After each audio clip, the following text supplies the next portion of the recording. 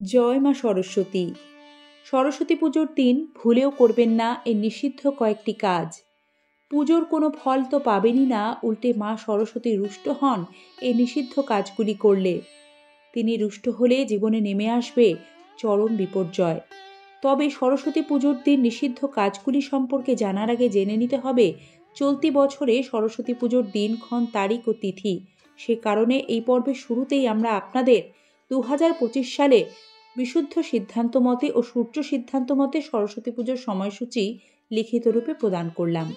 এবারে আমরা মূল পর্বের দিকে প্রবেশ করব এবং আপনাদের একে একে সরস্বতী পুজোর দিন যে কাজগুলি ভুলেও করতে নেই সে সম্পর্কে জানাবো।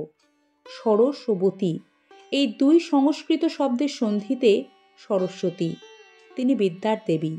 সরস শব্দের আক্ষরিক অর্থ হ্রদ বা সরোবর হলেও এটির অপর অর্থ বাক্য।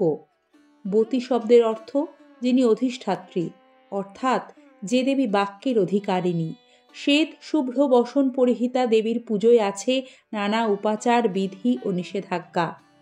এটি একটি ধর্মীয় বিশ্বাস যে দেবী সরস্বতী যখন অবতারণা করেছিলেন তখন মহাবিশ্বের আভা ছিল লাল, হলুদ এবং নীল আভা ছড়িয়ে পড়েছিল, কিন্তু হলুদ আভা প্রথম দেখা গিয়েছিল। তাই এটা মানা হয় দেবী সরস্বতী হলুদ রং পছন্দ করেন, তাই এই দিনে হলুদ রঙের পোশাক পরাকে শুভ বলে মনে করা হয়। তাই বসন্ত পঞ্চমী ও সরস্বতী পুজোর শুভ দিনে ভুল করেও কালো বা অন্য কোনো গাঢ় রঙের পোশাক পরিধান করবেন না। যদি আপনার কাছে হলুদ রঙের কোনো পোশাক না থেকে থাকে তবে পরিবর্তে সাদা ও কমলা রঙের পোশাক পরাকেও এই দিনে শুভ বলে মনে করা হয়।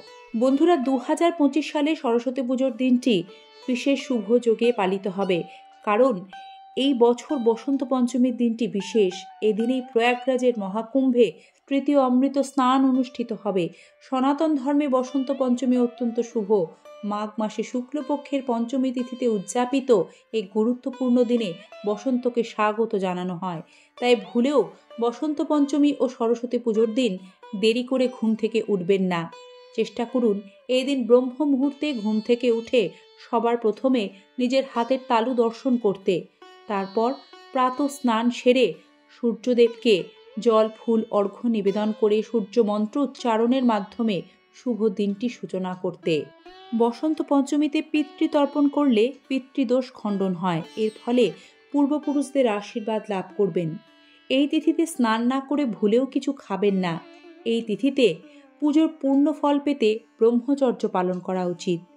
যে শিশুর তোতলানো সমস্যা রয়েছে তারা বসন্ত পঞ্চমী তিথিতে অর্থাৎ সরস্বতী পুজোর দিন একটি বাঁশিতে মধু ভরে তার ছিদ্রগুলি মোম দিয়ে বন্ধ করে দিন, তারপর সেটি মাটিতে পুঁতে ফেলুন। এই টোটকা শিশুর তোতলানো সমস্যা দূর করবে। বিদ্যার দেবী সরস্বতীকে তুষ্ট করতে শাস্ত্রীয় বিধান মেনে সকল নিয়ম পালন করলে তবেই তিনি প্রসন্ন হন, তার পূর্ণ আশীর্বাদে জীবনে সফলতা আসে। তাই শাস্ত্রের নিষেধাজ্ঞা মেনে সরস্বতী পুজোর দিন কোনো রকম কোনো সেলাই ফোঁড়াইয়ের কাজ করবেন না। এটি অত্যন্ত খারাপ বলে মনে করা হয় এই তিথিতে। বসন্ত পঞ্চমী ও সরস্বতী পুজোর দিন গাছ কাটতে নেই, ফসল কাটতে নেই, এমনকি আগাছা কাটা বা পরিষ্কারের কাজটিও করবেন না। শাস্ত্রমতে এদিন গাছেরাও আনন্দ উৎসবে মেতে ওঠে। পারলে ওই দিন গাছ লাগাবেন, তাতে শুভ ফল পাবেন। সরস্বতী পুজোর দিন কোনো রকম কোনো ক্ষৌর কর্ম অর্থাৎ হাত কিংবা পায়ের নখ ভুলেও কাটবেন না। এদিন চুলদাড়িও কাটতে নেই। যদি খুব প্রয়োজন হয় তাহলে আগের বা পরের দিন কেটে নেবেন, অর্থাৎ পঞ্চমী তিথি থাকাকালীন এই কাজগুলি করবেন না। সরস্বতী পুজোর দিন ভুলেও কাউকে অকথা, কুকথা, তির্যক মন্তব্য, অপমানসূচক কথা, উচ্চস্বরে কথা বলবেন না। ব্রতের পূর্ণ ফল পেতে এই নিয়ম বিশেষভাবে মানতে হবে, কারণ জিহ্বায় দেবী সরস্বতীর বাস। তাই বাক সংযম ও বাক নিয়ন্ত্রণ সরস্বতী পুজোর একটি গুরুত্বপূর্ণ দিক। এই বিশেষ দিনে কাউকে কটু কথা বলে কষ্ট দিলে মা সরস্বতী অত্যন্ত রুষ্ট হন। বন্ধুরা, সরস্বতী পুজোর দিন পুজোর জন্য যে অখণ্ড প্রদীপটি প্রজ্বলন করবেন সে প্রদীপ পঞ্চমী তিথি থাকাকালীন কোনো মতেই যাতে নিভে না যায় সেদিকটি বিশেষভাবে খেয়াল রাখতে হবে। সরস্বতী পুজোর দিন আপনার পুজো স্থান বা পুজোর ঘরের আশেপাশে চটি জুতো ছড়িয়ে ছিটিয়ে রাখবেন না। রান্নাঘরে এঁটো কাটাও ছড়িয়ে রাখবেন না। ঘরদোর পরিষ্কার পরিচ্ছন্ন করে রাখবেন। সরস্বতী পুজোর দিন ভুলেও মাংস ও অ্যালকোহল খাওয়া উচিত নয়, কারণ এটি অশুভ ফলাফলের দিকে নিয়ে যেতে পারে। শাস্ত্রীয় বিধি মেনে সরস্বতী পুজোর দিন মূলো ও বেল খাবেন না। মাঘ মাসে মূলো খেতে নেই।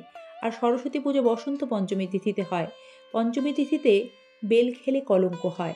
সরস্বতী পুজোর দিনটি সকল শাস্ত্রীয় নিয়ম নিষেধ নিষ্ঠার সাথে পালন করে পুজো করলে মা সরস্বতীর কৃপায় জ্ঞান বিদ্যা বুদ্ধি প্রজ্ঞা লাভ হয়।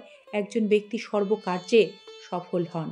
মা সরস্বতীর কাছে এই প্রার্থনায় জানাই তার আশীর্বাদ বর্ষিত হোক সকলের ওপর। সরস্বতী পুজোর শুভেচ্ছা জানাই আপনাদের সকলকে। জয় মা সরস্বতী।